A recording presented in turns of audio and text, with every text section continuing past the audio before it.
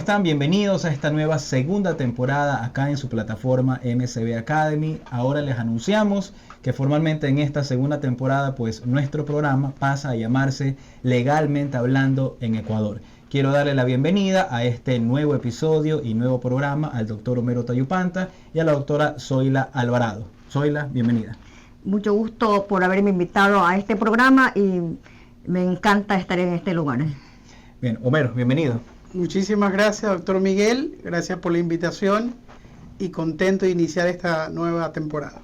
Bien, Homero, profesor de la Universidad Cotec y de otras universidades, tanto en pregrado y posgrado, y la doctora Zoila Alvarado, profesor igualmente de la Universidad de Guayaquil en área de pregrado y posgrado en algunas universidades. Hoy estaremos tratando un tema muy interesante que tiene que ver con el procedimiento abreviado. ¿Por qué el procedimiento abreviado? Porque es un procedimiento especial donde en ocasiones se suele pensar que la persona que se somete a este procedimiento abreviado está declarándose culpable. Entonces aquí aparecen muchas dudas referente a la constitucionalidad o inconstitucionalidad de este procedimiento.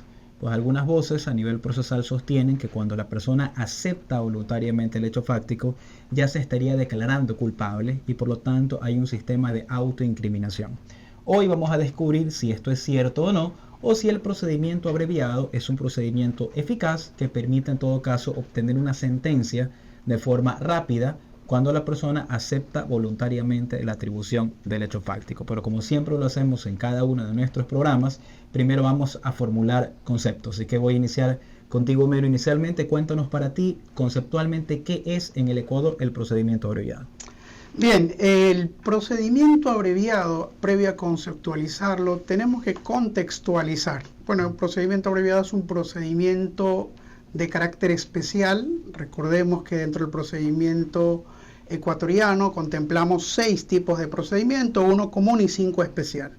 Y dentro de esos 5 especiales encontramos el procedimiento abreviado. Este procedimiento abreviado es una especie de un procedimiento incidental. ¿Por qué? Porque se la puede plantear dentro de 3 procedimientos: ordinario, directo y procedimiento unificado para temas de violencia intrafamiliar.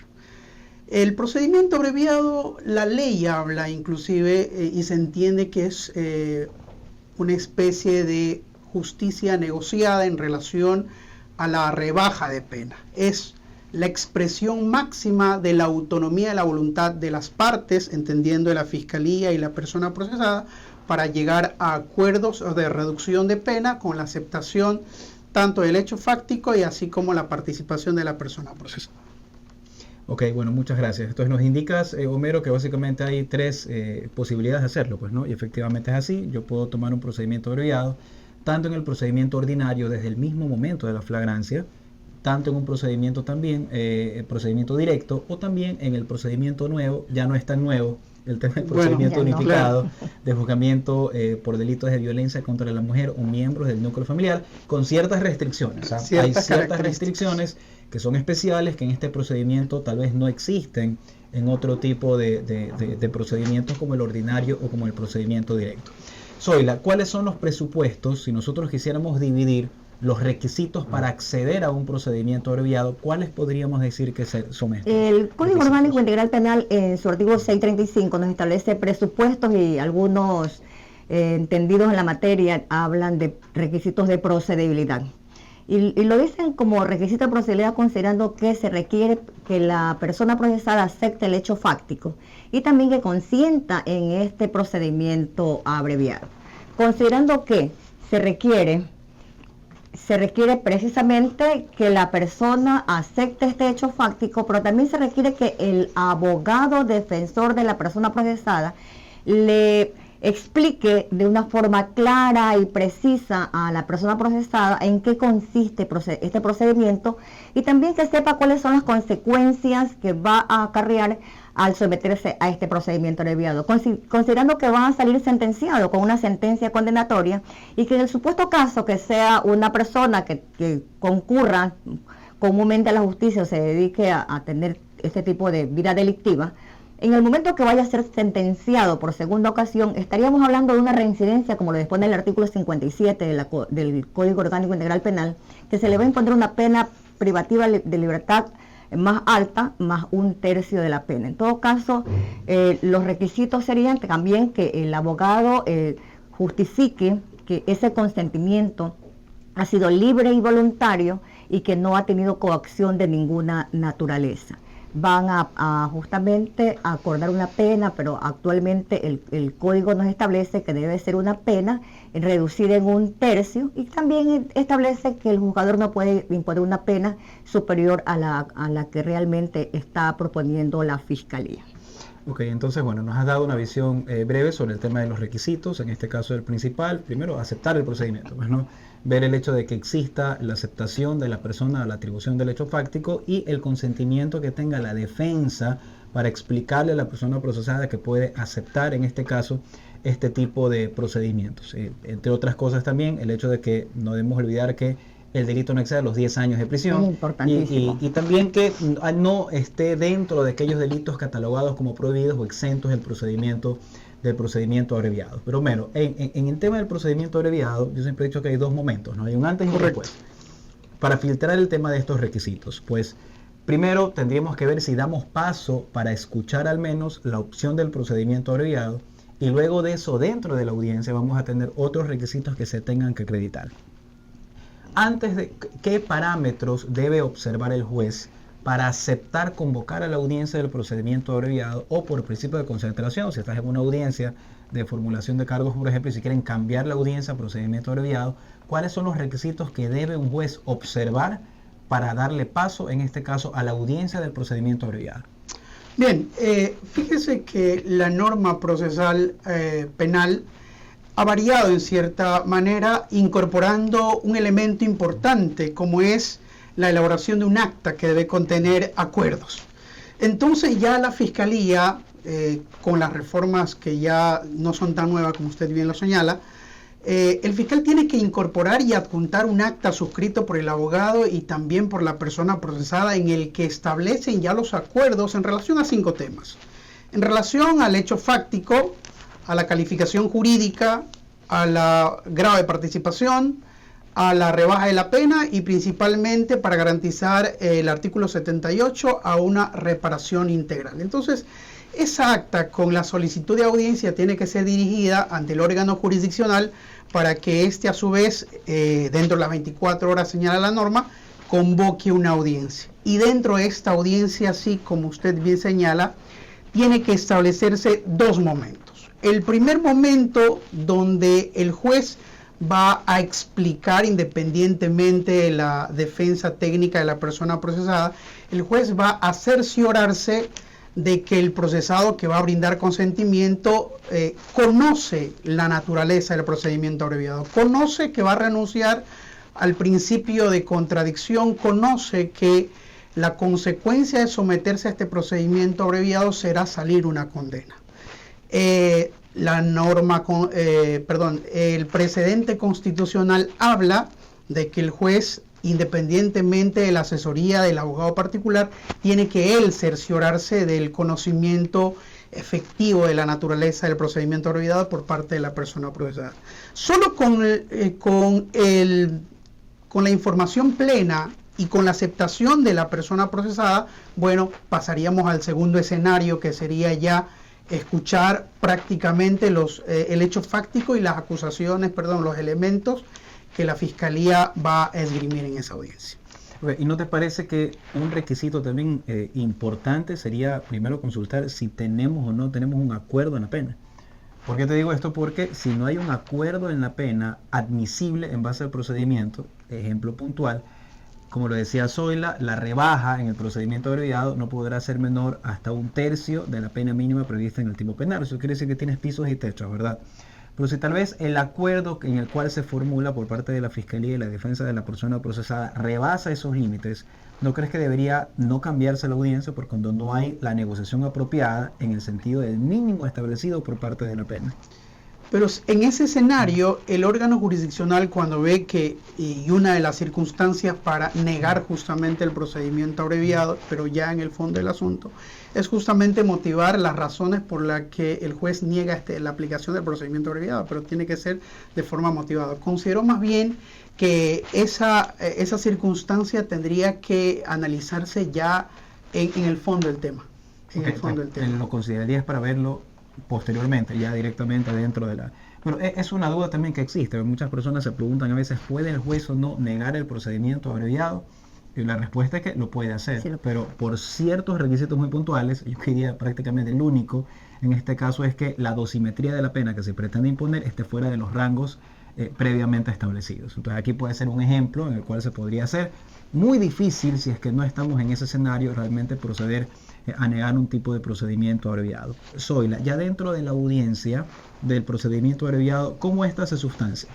¿Cómo se da la audiencia una vez que decidimos cambiar la audiencia? Nos damos un procedimiento abreviado. Entonces, ¿cómo esta audiencia se lleva a cabo? Ya, el juez le da la palabra al fiscal para que presente el hecho fáctico y los elementos de convicción que hubiere investigado hasta ese momento que está presentando el procedimiento abreviado.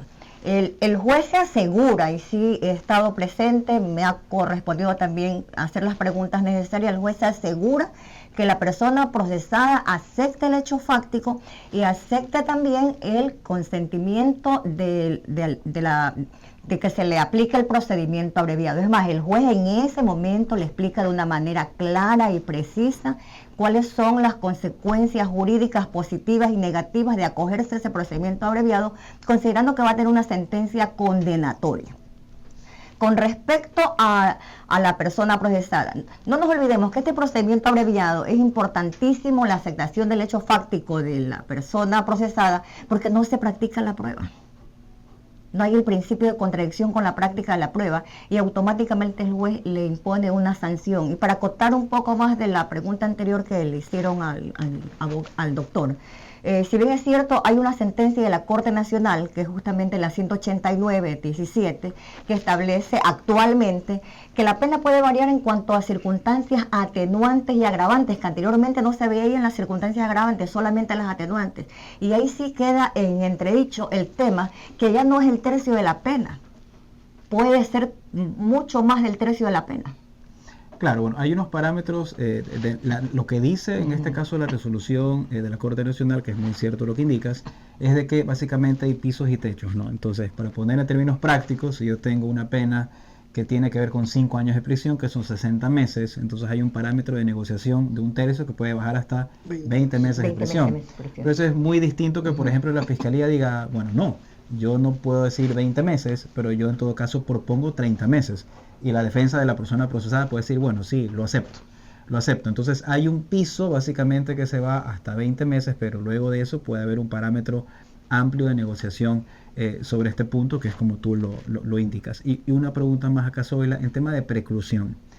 ¿Hasta qué momento es factible que la defensa de la persona procesada pueda decir, bueno, queremos un procedimiento abreviado? En el momento, en cuanto a los procedimientos ordinarios, lo presentan desde la formulación de cargo hasta el momento de antes del cierre de la etapa de instrucción.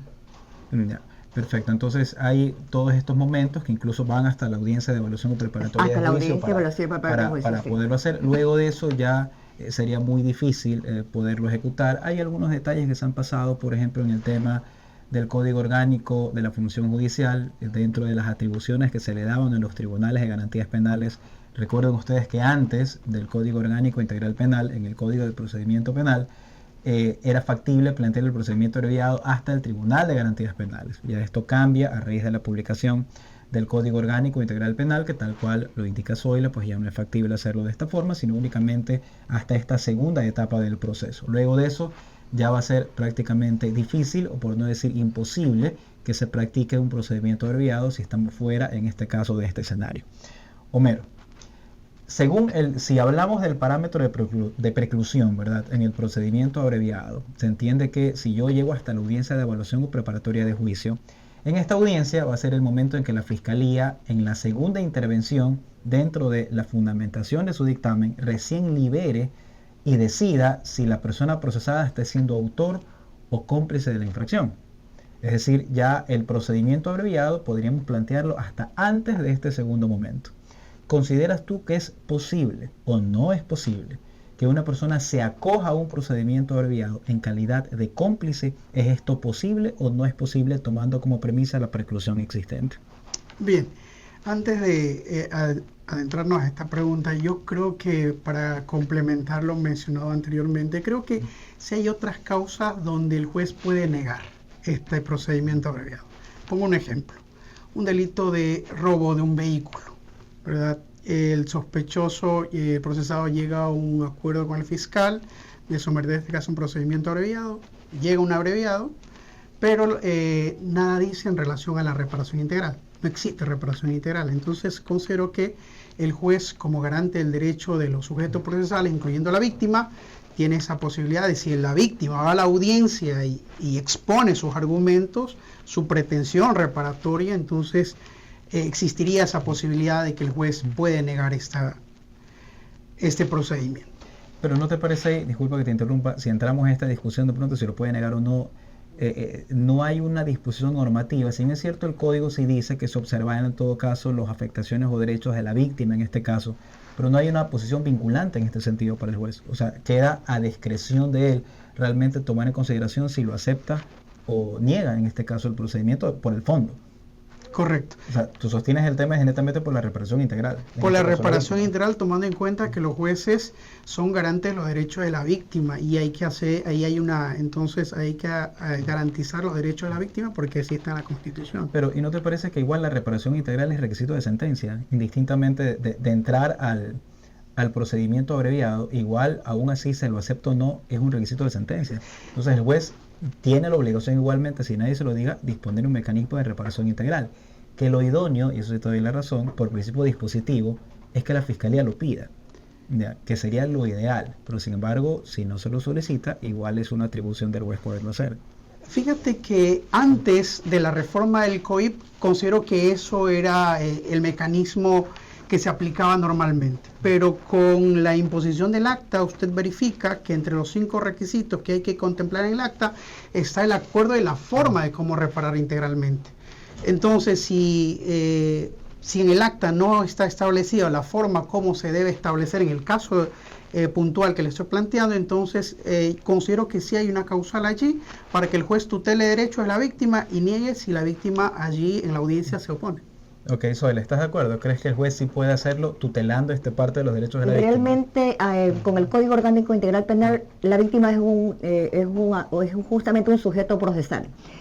Y la misma normativa establece que en sentencias, si lo aplicamos al 622, en el numeral sexto, realmente el juez al momento de dictar una sentencia tiene que necesariamente reparar a la víctima, considerando, y yo siempre se lo digo a mis estudiantes, la acusación particular prácticamente en la actualidad es irrelevante trayendo a colación de la víctima, en función de que la acusación particular aparece solamente cuando el fiscal se tiene de acusar de un delito sancionado cuya pena privativa de libertad es superior a 15 años y se requiere del acusador particular para que el fiscal, aparte de que la pena sea superior a 15 años, lo envíe en consulta al fiscal provincial.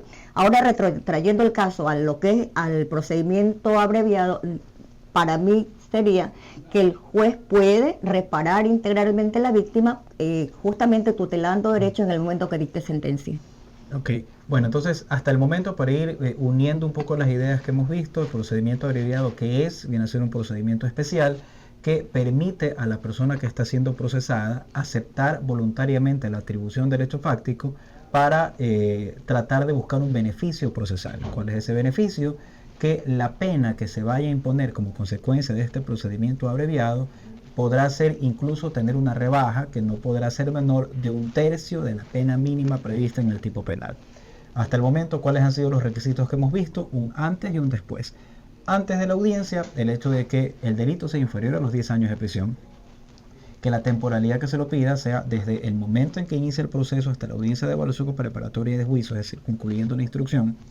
En tercer lugar, que el delito no sea excluido por las causas en las cuales no sea factible presentarse un procedimiento abreviado. Y además de esto, que exista la anuencia de la defensa de la persona procesada explicando la consecuencia de quererlo aceptar. Y entre líneas o entre paréntesis, uno de los más importantes, que haya el acuerdo en este caso para la pena que se vaya a imponer de parte de la defensa conjuntamente con la fiscalía. ¿Por qué se presenta esto? Porque el juez no va a poder imponer una pena superior a la que pide el fiscal.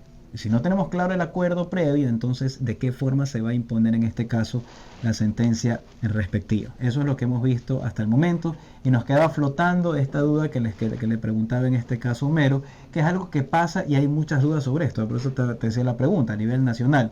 Acá siempre molestamos de pronto que siempre decimos que a veces tenemos, dependiendo de la provincia donde se lleva a cabo algo, hay una forma de pronto de aplicación, ¿no? De que hay muchas dudas sobre esto. Si ustedes me preguntan a mí, yo he dicho siempre que no es factible el hecho de poder acogerse a un procedimiento abreviado en calidad de cómplice, por ejemplo.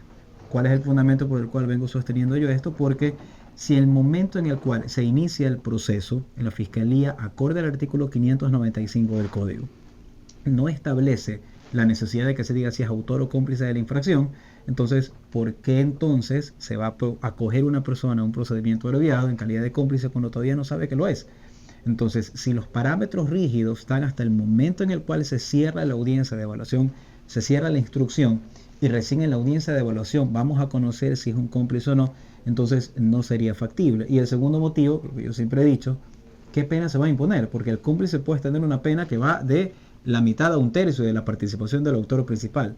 Y en el procedimiento abreviado también vas a poner un tercio. Entonces, se haría realmente una situación muy confusa respecto a qué forma en todo caso podría presentarse esta situación, ¿no? Pero es obviamente una opinión y esto pasa de pronto en algunas provincias que dicen que sí, que no, pero bueno, en todo caso, desde el punto de vista personal, te puedo decir que no. No sé si de pronto estás de acuerdo, compartes o no. Estamos libres de discrepar acá por si acaso. En lo que a mí respecta, considero que más bien es obligación de la Fiscalía, además de determinar al inicio del proceso penal la calificación jurídica, es decir, el delito, señalar también para que exista una defensa material el posible grado en el que se va a formular cargos. Partiendo desde allí, considero que en la audiencia de procedimiento abreviado, si existe un acuerdo entre el fiscal y la defensa de la persona procesada respecto de que él va a participar en grado de cómplice, entonces yo creo que para mí al menos no veo ahí un coto para de alguna manera no poder aplicar el procedimiento. O sea, ¿crees que sería factible? Yo creo que sí es factible aplicar procedimiento abreviado con el grado de cómplice. ¿Y qué pena pondrías? Bueno, la pena que... ¿Pondrías doble rebaja del tercio de la pena? Como ¿cuál? Ejemplo práctico, son 60 meses, vamos a 20 meses, que es la que correspondería por la que se acuerda. Y luego de eso sería otro tercio más. A ver, para el autor, el Código Orgánico Integral Penal establece una pena. Vamos a 20 meses. Tienes 20 meses de pena aparentemente para el autor si estuviera como un procedimiento abreviado.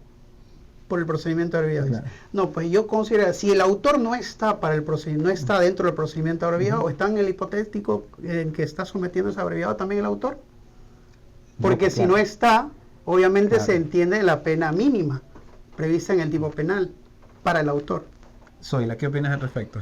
Si realmente me correspondería realmente hacer la defensa técnica de un cómplice para un procedimiento abreviado, realmente yo no le veo que tenga ventajas representarlo como procedimiento abreviado. Me iría a un procedimiento ordinario y a lo mejor le declaran o le confirman el estado de inocencia, porque realmente no nos acordemos cuando hay prueba o no se practica la prueba. Fíjese un caso práctico donde existió un procedimiento abreviado, donde había un acuerdo entre las partes, donde el procesado era el quien manejaba la motocicleta, ¿verdad? Un presunto delito de robo. Esto ya no está todavía en trámite, ¿no? Ya está ejecutoriado y pasó. Entonces, la Fiscalía y la defensa de la persona procesada llegaron a un acuerdo, procedimiento abreviado. Ahorita no recuerdo porque esto fue 2016-17, cuánto era la negociación de la pena, pero es posible para mí, si en la normativa procesal penal no está esto prohibido, yo creo que no, el juez no puede implementar una norma. ¿Y el tipo penal era qué? Robo. Entonces no creo que se puede negar por ese lado. Quizás haya discusión, sí, yo estoy de acuerdo que ahí pareciera que existiera doble beneficio, ¿no? Pero, O sea, el doble beneficio no está prohibido, ¿eh? O sea, pero factible. claro, Es factible, ya la Corte ha dicho, no, sí puede haber doble beneficio. El tema es la duda respecto a qué tipo de ¿cómo pena analizamos la pena lo haces. concreta? Y concretamente, el hecho es el siguiente, para ponerlo como articulado. El artículo 595, que es el que le permite a la Fiscalía formular los cargos, dentro de sus numerales no le exige, en este caso, decir, voy a formular si eres autor o eres cómplice. Pero aquí vienen las cosas extrañas del código, porque si nosotros vemos en cambio el artículo 534 para fundamentar el pedido de la prisión preventiva, en el numeral 2 exige que se den ese tipo de indicios que determinen la participación o no de la persona. Entonces hay una dicotomía aquí. Entonces, si para iniciar el proceso no se lo pide, porque eso lo pides al momento de dictar la prisión preventiva.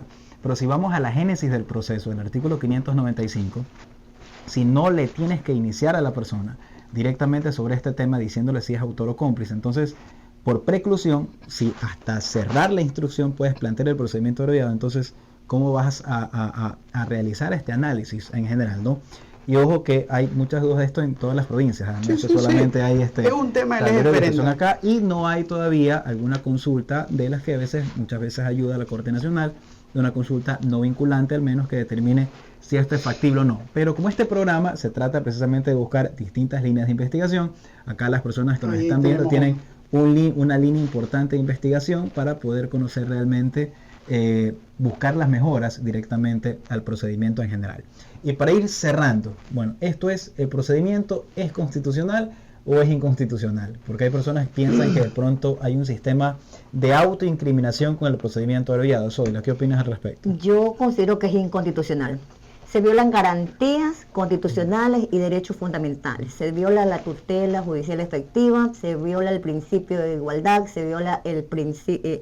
dice la Constitución presunción de inocencia, pero si bien es cierto, la inocencia no se presume, es un estado de inocencia. Nosotros como seres humanos nacemos inocentes y se considera que es culpable cuando hay una sentencia condenatoria ejecutoriada. Se viola también la libre producción de la prueba y en el momento que se le dé un procedimiento ordinario para la presentación de la prueba del injusto que se le está acusando. Para mi criterio es inconstitucional por la autoincriminación, que es lo principal. Homero, ¿qué consideras? ¿Constitucional o inconstitucional? Yo, con todo el cariño con la doctora Soledad, yo discrepo de su criterio. Yo creo que el fundamento del procedimiento abreviado está en el bloque de la constitucionalidad. Yo creo que está en el artículo 8.3 de la Convención Americana de Derechos Humanos, que establece que la confesión del inculpado sin ninguna coacción es libre, es válida. Entonces, bajo esa premisa, obviamente la Corte Constitucional del Ecuador ha tenido una serie de oportunidades para analizar este tipo de procedimiento. Justamente cuando analizó el tema de la resolución de la Corte Nacional de Justicia, tuvo la oportunidad de analizar el artículo 635, aunque no se planteó una inconstitucionalidad de norma, pero pudo la facultad que tiene la Corte declarar la inconstitucionalidad por conexo de normas conexas. Pero no lo hizo. ¿Por qué? Porque es constitucional. Lo que sería inconstitucional es aquella coacción para que se apruebe el procedimiento abreviado, para que acceda al procedimiento abreviado. Si bien el artículo 5, numeral 8 del Código Orgánico Integral Penal también habla de que ninguna persona puede ser obligada a autoincriminarse, y la Constitución, artículo 77, también habla de que a ninguna persona se le puede forzar declararse culpable a sí mismo, pero una persona que, conociendo las condiciones del proceso, está todo, la cámara, las pericias, está la víctima, está todo, y existe un mecanismo, justamente la defensa técnica tiene que ser consciente de la existencia de los elementos de convicción y darle la salida, la mejor salida, el mal menor, como digo yo. Entonces, yo creo que no es inconstitucional siempre que la Fiscalía, siempre que el consentimiento sea libre, voluntario, informado, y siempre que la Fiscalía tenga los elementos de convicción suficientes, como decía la Corte, encaminados a probar la posible existencia de la materialidad y la responsabilidad. Inconstitucional sería, en este caso, sería negarle la posibilidad de someterse al abreviado a aquella persona procesada que desea terminar un proceso penal y rebajar la condena. Ok, en todo caso, bueno, hemos escuchado acá algunas opiniones relativas al procedimiento abreviado, que es un procedimiento que está, yo en esta parte sí coincido con el que estamos aquí sí le hacemos mayoría, en este caso a Zoila, sobre este tema, pero también considero que no es inconstitucional, pero siempre y cuando no existe esta coacción. De hecho, es la posibilidad que tiene la persona procesada de poder tener una salida alternativa mucho más rápida, confesando básicamente, no declarándose culpable, esto es importante aclararlo, sino aceptando su participación y su atribución en el hecho fáctico, porque la culpabilidad finalmente el juez se encarga en este caso de declararla. Pero en el momento en que se constriñe la voluntad, en este caso de la persona que está siendo procesada, para sujetarse a esto, pues entonces sí pudiera ser un ápice acá de un vicio del procedimiento, y bueno, para eso precisamente está el tema de la función judicial. Entonces, el procedimiento abreviado lo tenemos acá en el Ecuador ya hace algunos años, bastantes años, desde antes de la vigencia del Código Orgánico Integral Penal, y ha sido un procedimiento que básicamente ha permitido bajar el índice, en este caso jurimétrico, de procesos que en la actualidad se pueden encontrar. E incluso yo creo que podríamos decir que es un aspecto beneficioso también para la persona procesada, pues a veces sin un procedimiento abreviado se pudiera considerar tal vez que al no existir esto, con las agravantes, que puede tener una pena mucho más grave. Acá en el procedimiento abreviado, pues realmente de una pena que podría ser tema de un robo, me decías, con violencia hasta 9 años, 4 meses de prisión, de pronto de 9 años, 4 meses de prisión a 30 meses más o menos, puede ser realmente una ventaja bastante amplia para la persona procesada, siempre y cuando se respeten los acuerdos de las penas y requisitos que todos hemos visto acá en el tema del procedimiento abreviado. Se nos quedan algunas cosas todavía en carpeta para revisar. El tiempo lastimosamente no nos da, que es lo que todavía no pudimos revisar, la exclusión de casos del procedimiento abreviado en el procedimiento unificado de juzgamiento de delitos de violencia contra el objeto, miembros del núcleo familiar. Entonces, pero bueno, el tiempo no nos da, tenemos ya un programa cronometrado acá. En todo caso, les dejamos este espacio por ustedes para su visualización, que saquen siempre líneas de investigación. Homero, quiero agradecerte. Desearte éxito siempre en tu función, es un gusto siempre tenerte cerca en temas académicos. Y acá Zoila, muchas gracias por hacerte presente acá con nosotros. Esto fue Legalmente Hablando, segunda temporada.